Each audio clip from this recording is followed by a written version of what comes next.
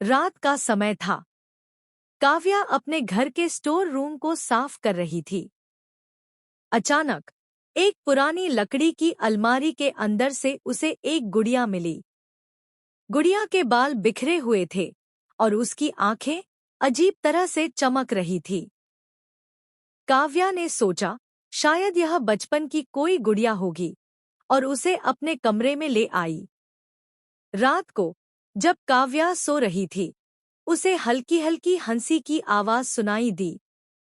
उसने आंखें खोलीं तो देखा कि वह गुड़िया उसके बेड के पास बैठी थी।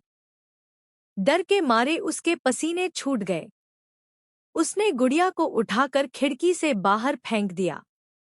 अगली सुबह वह उठी तो देखा कि गुड़िया फिर से उसी जगह बैठी थी जहां उसने रात को रखी थी।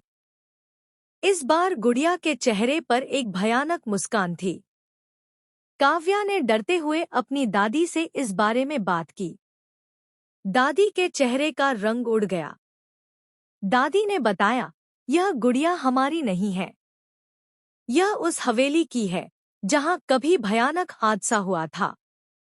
कहते हैं, उस हवेली की बच्ची की आत्मा इस गुड़िया में कैद है। काव्या ने तुरंत निर्णय लिया कि वह इस गुड़िया से छुटकारा पाएगी। उसने गुड़िया को जलाने की कोशिश की, लेकिन आग की लपटें तुरंत बुझ गईं।